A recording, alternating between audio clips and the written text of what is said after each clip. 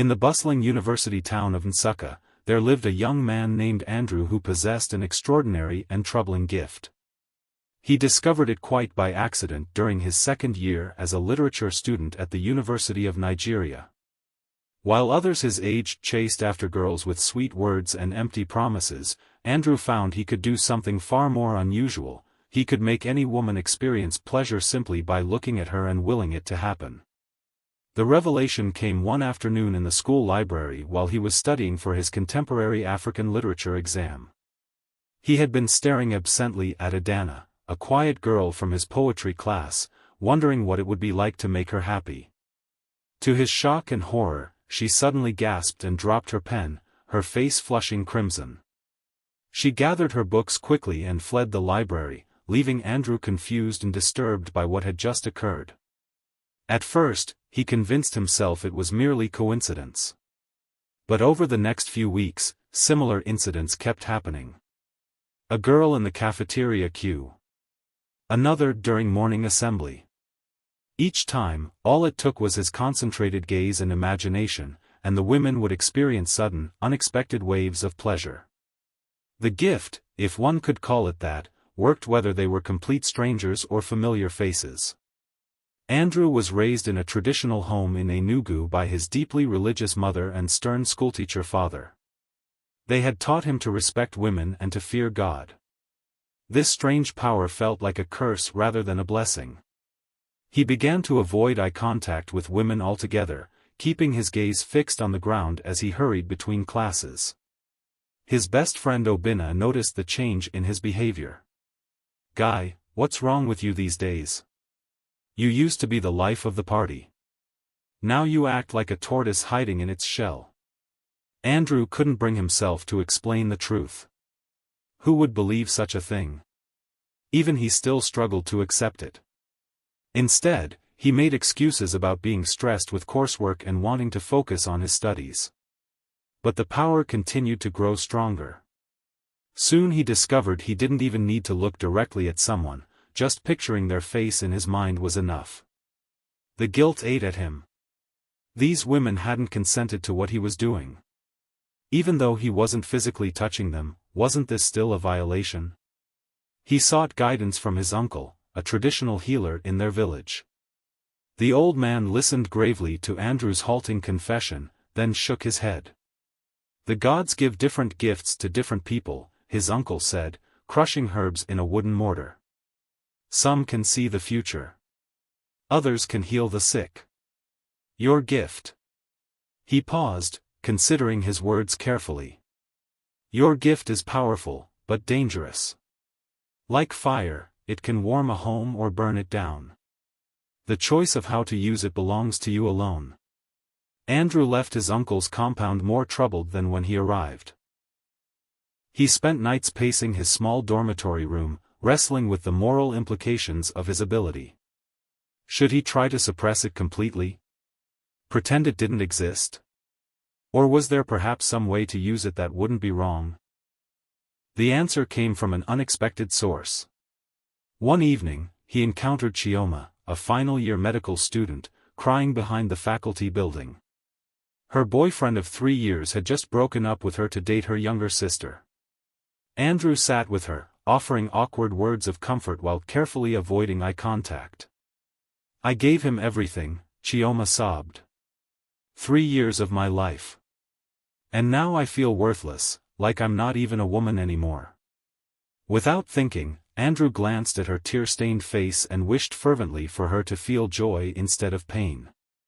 The change was immediate, her sobs caught in her throat, replaced by a small gasp of surprise. Her tense shoulders relaxed, and a smile tugged at the corners of her mouth. "That's strange," she said, wiping her eyes. "I suddenly feel better. Lighter somehow. Like a weight has been lifted." For the first time, Andrew realized his gift could be used to heal emotional pain, not just create physical pleasure. He began seeking out women who were suffering, those dealing with heartbreak, loss, or depression. Never telling them what he was doing, he would simply sit with them, listen to their troubles, and then give them a moment of pure joy to remind them that happiness was still possible. Word spread around campus about the mysterious young man who could make troubled hearts feel better. Some called him a prayer warrior, others a counselor. No one knew his true secret. Andrew was careful never to abuse his gift for his own gratification. He treated it like a sacred trust, using it only to help those in genuine distress. But his power didn't go unnoticed by everyone. Adana, the girl from the library, had never forgotten that strange afternoon. She began watching Andrew closely, noting how women who spent time talking to him often left with the same dreamy, peaceful expression she had experienced that day. One evening, she confronted him after class. "I know what you can do," she said without preamble. "I've seen how you affect people. How do you do it?" Andrew started to deny it, but something in her steady gaze told him she wouldn't believe his lies. Instead, he asked, "Are you afraid of me?" To his surprise, she shook her head. "No. I've watched you for months. You only use your ability to help people who are hurting.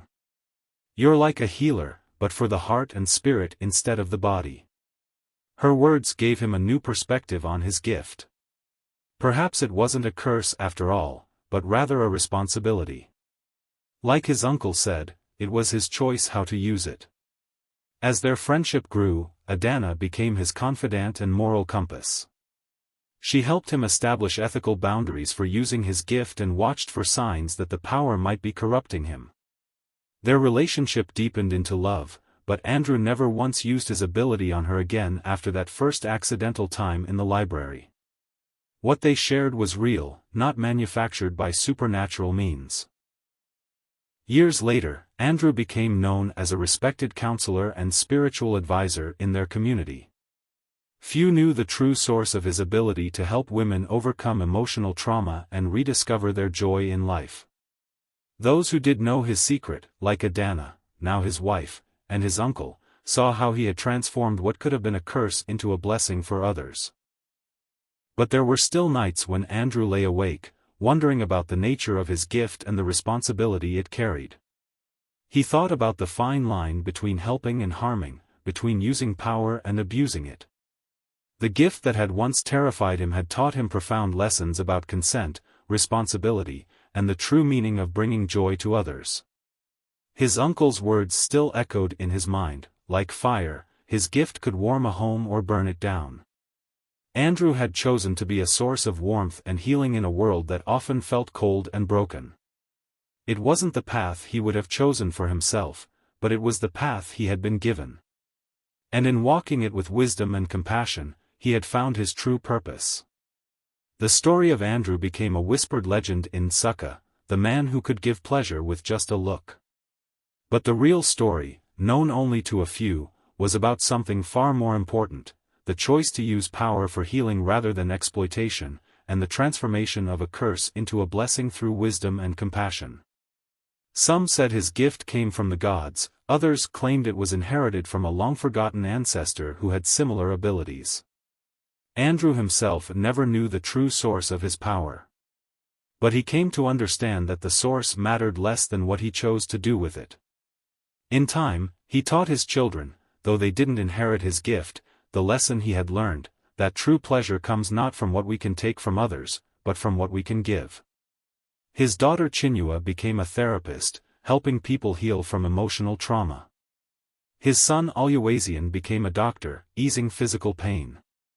Though they couldn't give pleasure with a look like their father, they had learned from him the deeper joy of helping others heal. Occasionally, young men would seek him out, having heard rumors of his ability. They wanted to know his secret, hoping to gain similar powers for themselves. To these, Andrew would simply smile and say, "The greatest power any person can have is the power to bring healing where there is hurt, and joy where there is sorrow. And that power lives within each of us, if we choose to use it wisely." As Andrew grew older, his gift gradually faded, like a flower losing its petals in winter. But by then, he had helped hundreds of women recover from trauma, rediscover their self-worth, and find joy again. The real gift, he realized, hadn't been the supernatural ability at all, but rather the lesson it had taught him about the responsibility that comes with any kind of power over others. In his final years, when people asked him about the legends that had grown around his name, he would simply say, "Every gift we're given is a test of character. The test isn't in having the gift, but in how we choose to use it." And so the story of Andrew became more than just a tale about a man with an unusual ability. It became a parable about power, choice, and the true nature of giving pleasure to others, not through supernatural means, but through compassion, understanding, and the simple act of helping those in pain find their way back to joy. Long after Andrew passed away, people in Nsukka still spoke of the man who could give pleasure with just a look. But those who knew him best remembered something far more important: he had shown that the greatest pleasure comes not from what we can take from others, but from what we can give to help them heal.